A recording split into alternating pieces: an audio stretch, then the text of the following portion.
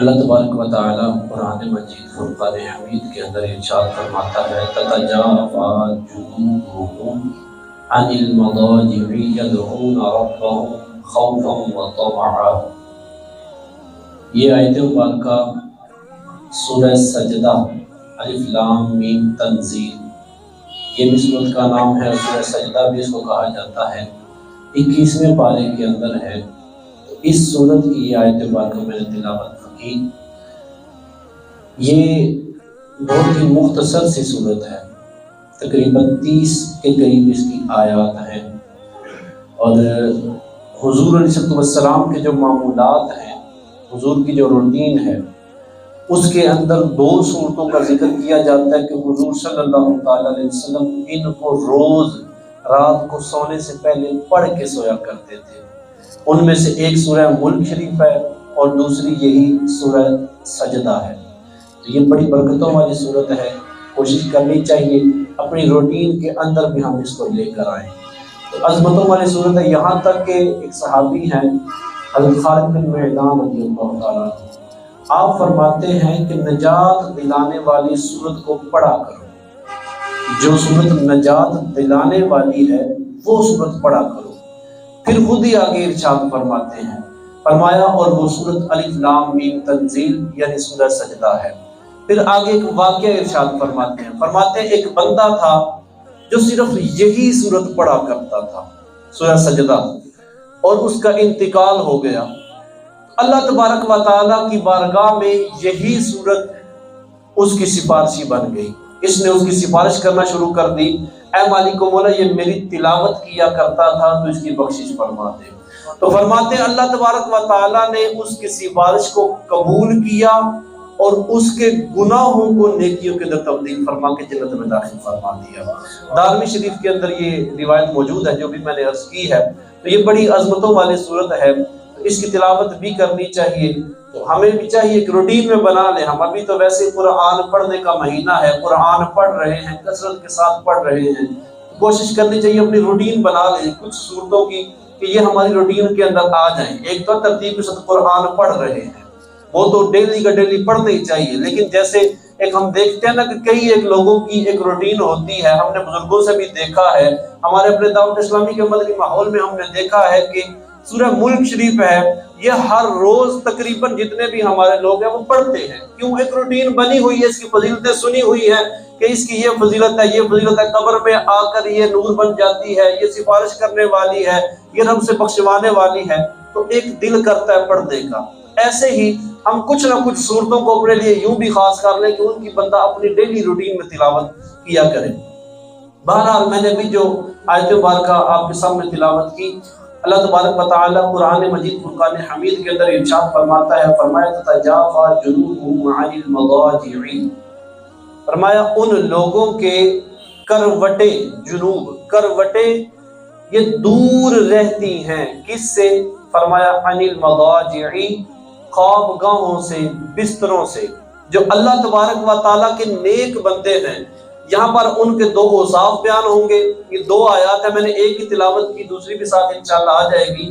2 آیات ہیں یہاں پر جن کے اندر اللہ تبارک و تعالیٰ نے جو نیک بندے ہیں، جو پرہیزگار بندے ہیں، ان کی 2 عادات اور ساتھ میں 2 خصلتیں یہ بیان فرمائی ہیں۔ تو پہلی چیز ارشاد فرمایا ان کی کروٹیں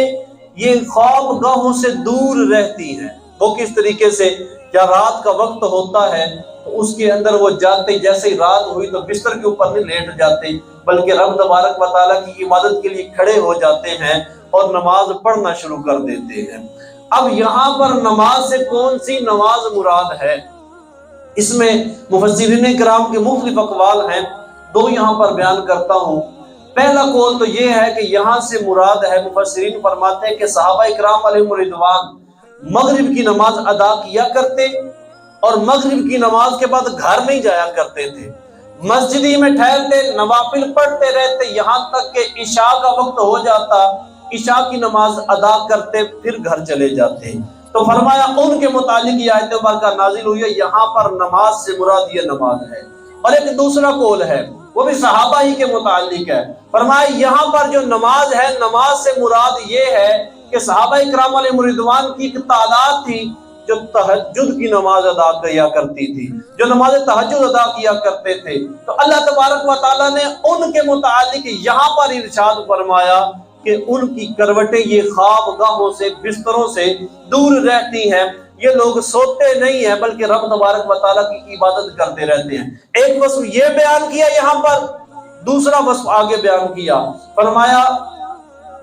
وَمِمَّا رَزَقْنَاهُمْ يُنْفِقُونَ کہ جو مال ہم نے ان کو دیا ہے اس میں سے کچھ خرچ کرتے ہیں۔ یہ جو کامل ایمان والے ہیں ان کے جہاں پر بھی آپ علامتیں پڑھیں گے تقریباً آپ کو یہ ملتی جلتی علامتیں ملتی جائیں گی کہ وہ اللہ کی راہ میں خرچ کرتے ہیں، وہ نیک سیرت ہے، وہ تقوی اختیار کرنے والے ہیں، وہ رب سے ڈرنے والے ہیں، وہ اس طریقے کی آپ کو کیفیات ان کی ملتی جائیں گی۔ تو اس آیت کے اندر جو دو بیان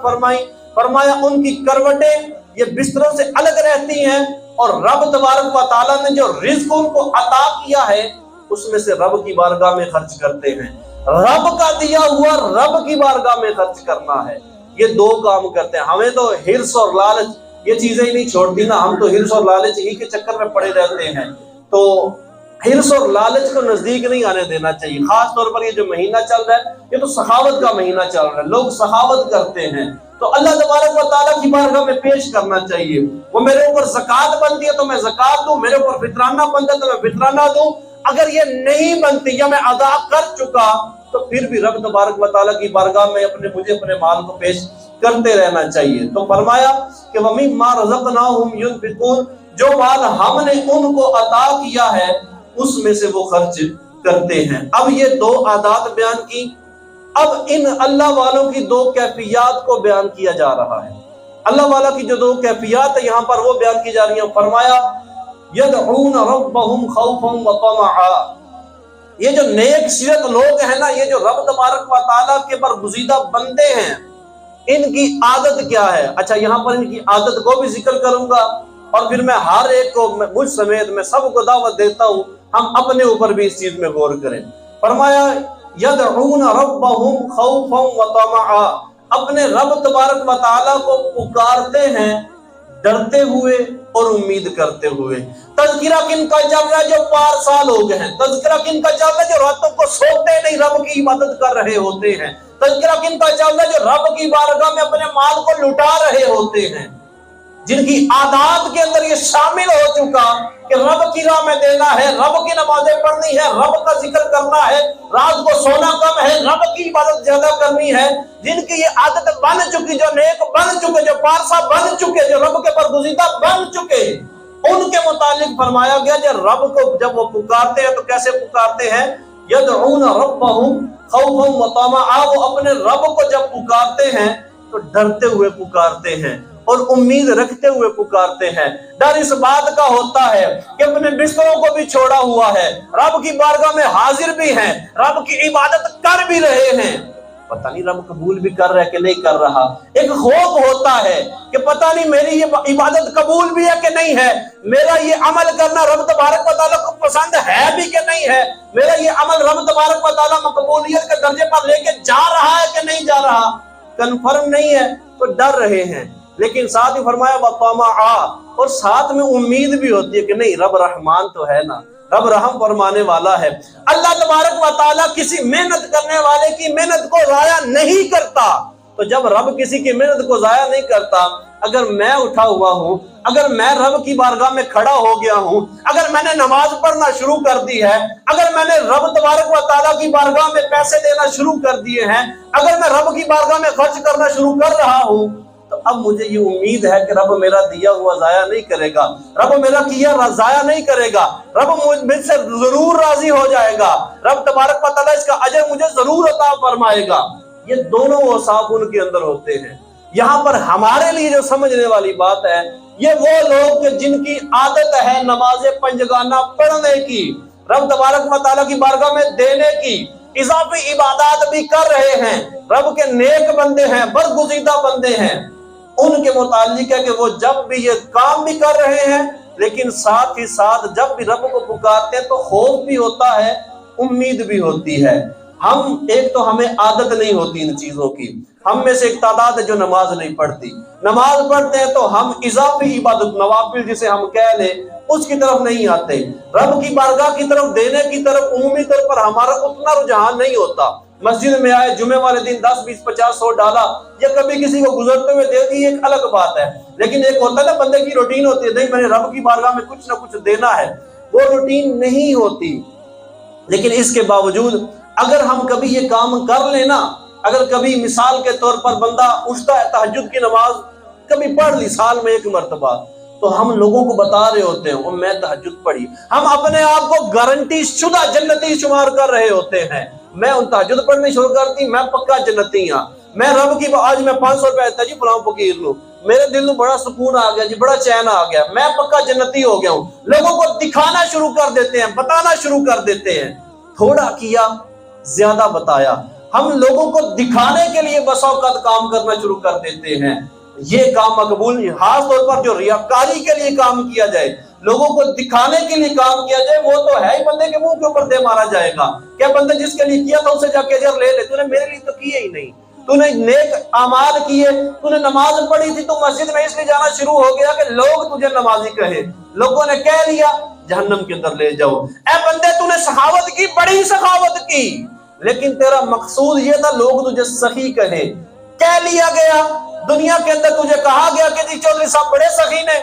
اب تیرا حصہ کوئی نہیں ہے جنت کے اندر، اس کو جہنم کے اندر لے جاؤ۔ تو یہ چیز ہمیں غور کر لینی چاہیے، ایک تو یہ کام کرنے رب کے لیے ہیں، پھر اس کے بعد ہم اپنے آپ کو ایک دو دفعہ کام کیا تو کنفرم جنتی سمجھ بیٹھے، رب کی بارگاہ میں امید رکھنی چاہیے، امید کی نفی نہیں ہے، لیکن ایک ہوتا ہے نا یقین کے ساتھ، ہاں جی میں نے کوئی مسئلہ نہیں ہے جی، میں جو کو مرضی کرا پھرا پیا، میں ایوی کام کرنا میں بھی کرنا، اپنی 2 4 نیکیاں مجھے یاد رہتی ہیں، میں نے اتنے گناہ کی مجھے یاد ہی نہیں رہتے، میں 5 وقت کی نماز پڑھتا ہوں مجھے یہ یاد ہے کہ میں نمازی ہوں، میں نماز پڑھتا ہوں، میں لوگوں کو بتاتا ہوں، میں نے سال میں 1 مہینہ آدھا مہینہ 10 دن 5 دن تہجد کی نماز پڑھی، مجھے وہ یاد رہتی ہے، میں نے کسی فقیر کو کسی مسجد کو کچھ پیسے دے دیے مجھے وہ یاد رہتے ہیں، میں گن کے ہو سکتا ہے لاؤں تو 20 50 چیزیں ہوں جو میں نے نیکیاں اپنے طور پر پورے سال میں کی ہوں، پورے سال میں نے نماز نہیں چھوڑی، نماز پڑھتا رہا، پورے سال میں میرے اوپر جو زکوٰۃ تھی میں نے وہ دی، پورے سال میں نے کچھ صدقہ دیا، وہ کتنا تھا اتنا تھا، میں حساب لگا کے سارا رکھ سکتا ہوں، کیوں کیا تھوڑا سا عمل ہے، تھوڑا یہ کیا، اتنے گناہ کی کبھی ان کو شمار ہی نہیں کیا، کبھی اس کی طرف توجہ ہی نہیں کی، میں نے اتنے گناہ کیے ہیں ان کو بھی تو شمار کروں نا، ان کو دیکھ کر میں پچھتاتا کیوں نہیں، نیکیاں دیکھ کر تو میرا دل بڑا کھل جاتا ہے کہ میں نے یہ کام کیا تو اب میرا جو ہے وارے نیارے ہو گئے، میں نے یہ کام کیا وارے نیارے ہو گئے، وہ نیکی کرتے ہوئے بس اوقات ہم گناہ کر بیٹھتے ہیں۔ ہوتا کیا ہے، میں نے کسی فقیر کو دیے پیسے، رمضان کا مہینہ چل رہا ہے نا، تو ایک تو دعوت آپ سب کو دیتا ہوں، رمضان کا مہینہ ہے، ویسے بھی آپ اللہ کی راہ میں دیتے ہوں گے، لیکن خاص طور پر مساجد میں بھی لوگ افطاریاں بھیجتے ہیں، دیتے ہیں، اللہ کے نام پر دیتے ہیں، بڑی اچھی بات ہے، لیکن غور کر لیں بس اوقات ہمارے گھر میں اگر 2 4 فیملیاں ہیں نا، میری فیملی الگ ہے، میرا بھائی الگ ہے، ایک چاچا بھی الگ گھر میں رہتا ہے، اسی گھر میں رہتے ہیں، یا بس اوقات محلے کے اندر یا اور ہمارے رشتے دار،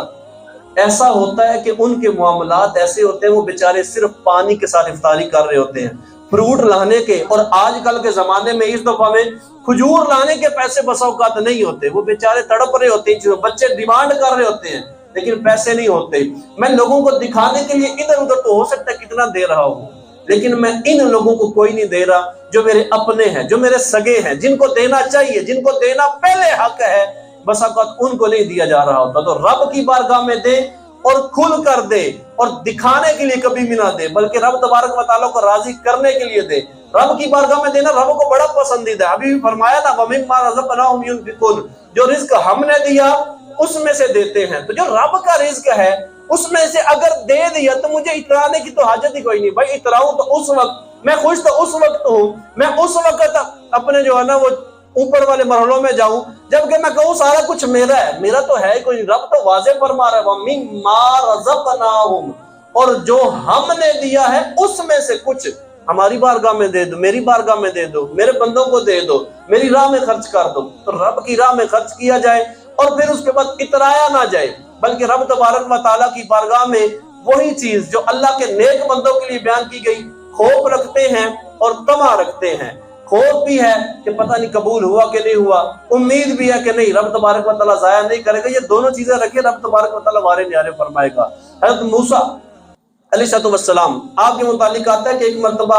آپ نے رب تبارک و تعالیٰ سے یہ سوال کیا کہ اے مالک و مولا، تیری بارگاہ جنت میں سب سے کم رتبے والا بندہ کون سا ہے؟ اللہ تبارک و تعالیٰ نے ارشاد فرمایا کہ وہ بندہ کہ جب سارے جنتی جنت میں چلے جائیں گے نا تو اس کو میں حکم دوں گا کہ جا جنت میں چلا جا۔ جو سب سے کم رتبے کا جنتی ہے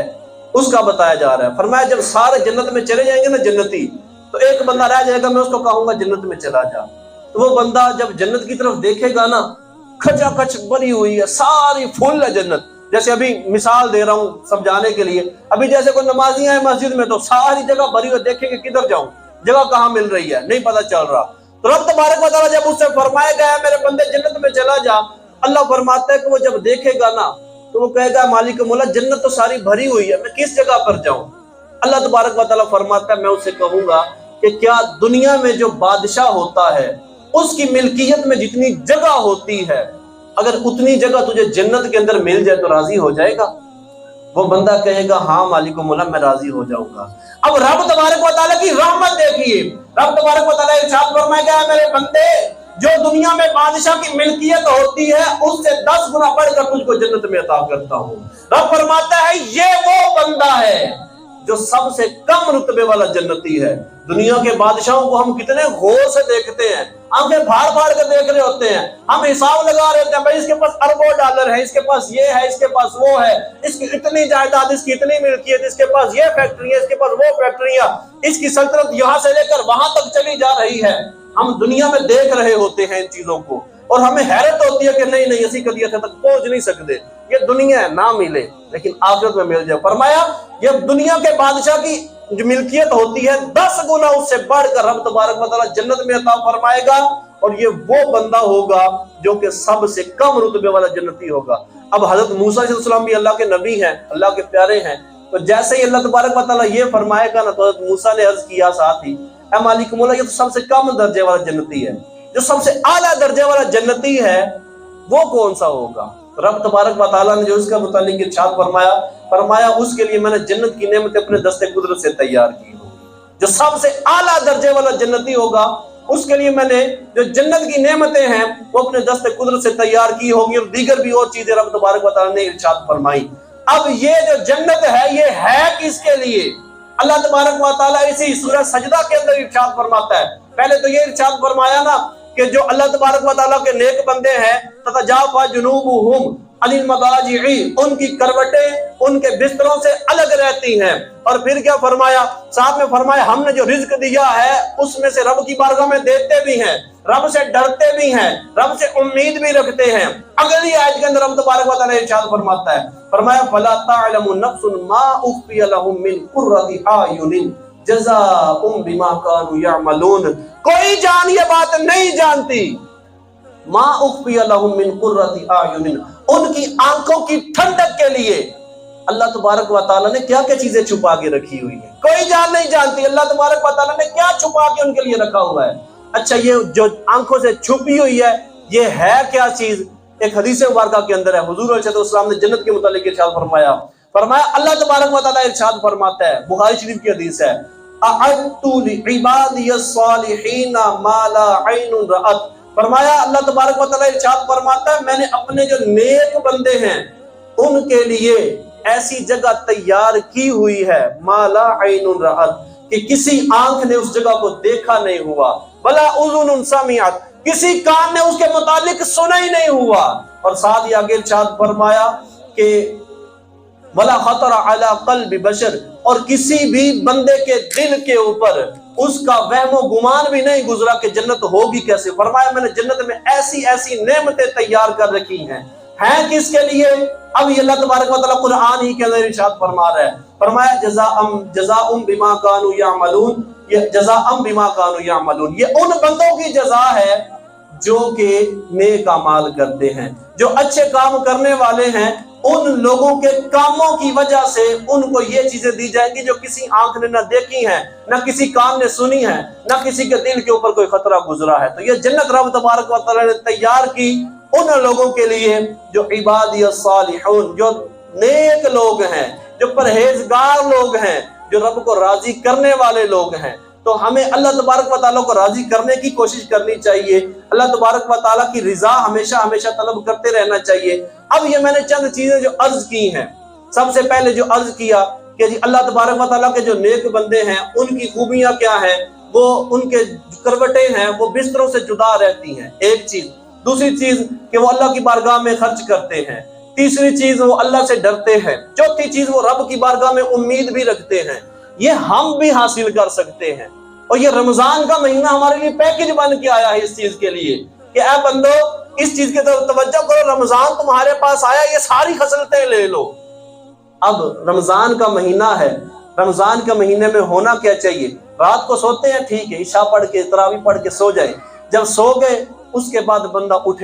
کر رب کی عبادت کر لے۔ اب رات کے وقت میں جب اٹھتا ہے نا بندہ، تھوڑی دیر سحری کے لیے اٹھا تو کچھ ٹائم بچا لو نا، تو 2 رکعت تہجد پڑھ لو، 2 پڑھ سکتے ہو، 4 پڑھ سکتے ہو، 6 8 10 12 جتنی رکعتیں میسر ہیں اتنی پڑھ لو، سحری کرو، رب کی عبادت کرو، نماز پڑھو، استغفار کرو، قرآن کی تلاوت کرو، یوں رب تبارک و تعالیٰ کی عبادت میں اپنے آپ کو مشغول رکھو۔ پھر اللہ تبارک و تعالیٰ کی بارگاہ میں اپنے رزق کو پیش کرو، نیک بندے ہو اللہ کی بارگاہ میں اپنے رزق کو پیش کرو، چاہے وہ مسجد میں دیتے ہو چاہے کسی غریب کو دیتے ہو۔ مسجد میں دینے والے اللہ نے بڑے رکھے ہوئے ہیں، میں عرض کروں گا اپنے قرب و جوار کے اندر دیکھیں، جو آپ کو نظر آتا ہے چاہے آپ کا سگا بھائی ہے، سگی بہن ہے، یا کوئی اور رشتہ دار ہے، چاچا ماما ہے، یا محلے کے اندر کوئی اور ہے، جو مسلمان بھی آپ کو لگتا ہے نا کہ یار اس کے حالات ٹائٹ ہیں، ابھی مہنگائی بہت ہے، ابھی جو سیلریاں ہیں وہ کم ہیں، اور دیگر معاملات جو خرچے وہ بہت بڑھ چکے ہیں، جس کے بارے میں آپ کو لگتا ہے نا یار یہ بندہ اس کے معاملات ذرا ٹائٹ ہوں گے، اس کے حالات ٹف ہوں گے، یہ صحیح طریقے سے سحری افطاری بھی نہیں کر پا رہا ہوگا، اس کے گھر میں چپ کر کے جا کے دے کے آ جاؤ، اس کو جتانا بھی نہیں ہے، جتا کے اپنا مال اپنا سارا کچھ ضائع نہیں کر دینا، عبادت بھی کی، رب کو راضی کرنے کی کوشش بھی کی، رب کی راہ میں دیا بھی، لیکن اس کو پھر لوگوں کے سامنے جتاتے رہیے، لوگوں کو بتاتے رہیے میں فلاں بندے کو دے کے آیا ہوں، تو ضائع نہیں کرنا مال کو، بلکہ چپ کر کے دے کے آ جائیں۔ اس بندے کے دل سے کتنی دعائیں نکلے گی، تو رب کی بارگاہ میں یوں اپنے مال کو خرچ کیا جائے۔ اگر زکوٰۃ لازم ہے، زکوٰۃ رب تبارک و تعالیٰ کی بارگاہ میں پیش کی جائے، جو جن کو مستحق ہیں جو ان کو زکوٰۃ دے دی جائے۔ پھر اس کے بعد ابھی خوف اور طمع، خوف جب عبادت کر رہے ہیں ہر عبادت کے اندر خوف رکھا جائے، میں نماز پڑھ رہا ہوں، نماز کے بعد دل کے اندر یہ کڑن ہونی چاہیے یار نماز پڑھی ہے، پتہ نہیں رب نے قبول کیا کہ نہیں کی، ایسا نہ ہو قبول نہ ہوئی ہو۔ پھر ساتھ ہی امید بھی جگائے کہ نہیں مالک و مولا قبول کرنے والا ہے، وہ ضائع نہیں کرے گا۔ نماز پڑھی، روزہ رکھا، سحری کی، افطاری کی، کتنے معاملات ہیں، یہ ساری چیزیں ہمیں اپنے اندر لے کر آنی چاہیے۔ آخری چیز عرض کرتا ہوں، امام غزالی رحمۃ اللہ تعالیٰ علیہ آپ نے ارشاد فرمایا ہے، یہ جو ہم نے چیزیں ارشاد قرآن کے اندر آیت کے اندر آئی ہے نا، رات کو عبادت کرنا وغیرہ، تو رات کی عبادت کیسے کی جائے؟ امام غزالی نے 6 چیزیں اس کے لیے ارشاد فرمائی ہیں۔ وہ 6 چیزیں ہم دیکھ لیں، مشکل ہے ہی کوئی نہیں، خاص طور پر رمضان کے مہینے میں اگر وہ 6 چیزیں ہم اپنے اندر لے آئیں تو ہمیں بہت فائدہ ہوگا۔ اس میں ہم بالکل سمجھنے بچ پڑتے ہیں کہ ہر چیز ہم اپنے ٹائم کے اوپر کر سکتے ہیں۔ سب سے پہلے تو آپ نے جو ارشاد فرمایا، وہ آپ نے ارشاد فرمایا کہ جو پہلا کام کرنا ہے وہ مغرب کی نماز جماعت کے ساتھ ادا کرے،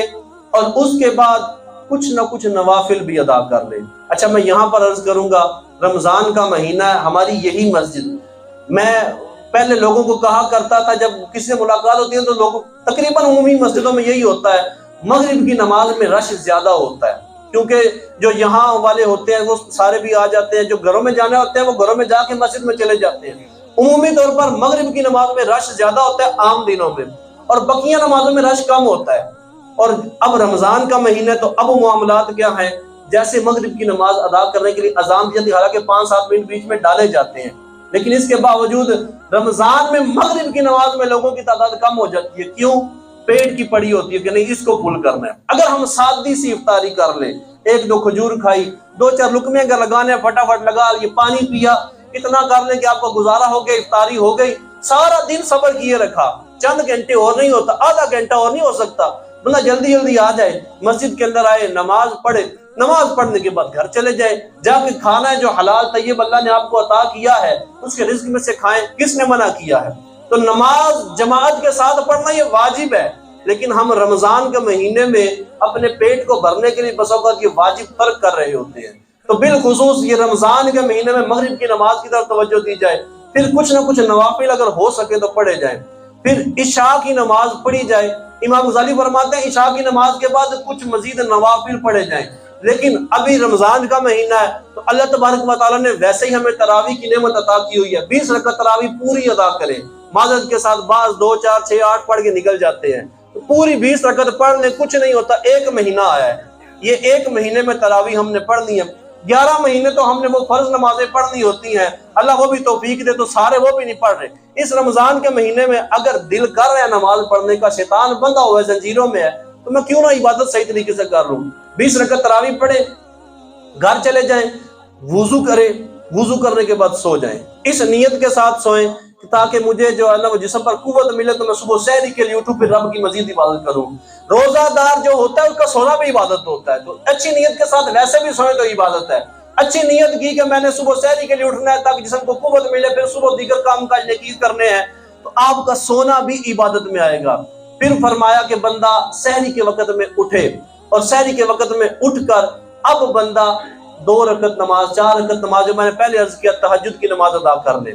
پھر اس کے بعد رب تبارک و تعالیٰ کی بارگاہ میں استغفار کیا جائے، گڑ گڑایا جائے، جو 2 4 5 منٹ ملت جائیں۔ یہ آج کل کا وقت ہے، سحری کے وقت میں دعائیں قبول ہوتی ہیں، تو رب کی بارگاہ میں ہاتھ اٹھا دیے جائیں، اے مالک مولا کرم فرما، جو پریشانی ہے مانگنا تو رب سے ہی ہے نا، موقع بھی ملا ہوا ہے۔ عام روٹین میں بھی سحر کے وقت میں یہ دعائیں قبول ہوتی ہیں، تو ویسے تو ہم اٹھ نہیں رہے ہوتے، فجر کے وقت تقریباً اٹھ رہے ہوتے ہیں، تو آج کل تو ہمیں موقع ملا ہوا ہے، سحری میں اٹھے ہوئے ہیں، ٹائم وہ ہے جو مقبولیت کا وقت ہے، تو رب کی بارگاہ میں بندہ ہاتھ اٹھا لے، 2 4 5 منٹ جتنا بھی ممکن ہو، رب کی بارگاہ میں بندہ عرض کرتا جائے، مالک مولا یہ بھی چاہیے، یہ بھی چاہیے، مولا گناہوں کے حل چھڑا دے، اے کریم پروردگار یہ پریشانی ہے، وہ مشکل ہے، یہ آزمائش ہے، عرض کرتے جائے، رب تبارک و تعالیٰ قبول فرمانے والا ہے۔ پھر اس کے بعد سحری کرے، کچھ قرآن کی تلاوت کرے، کچھ قرآن کی تلاوت کے بعد نماز ادا کریں،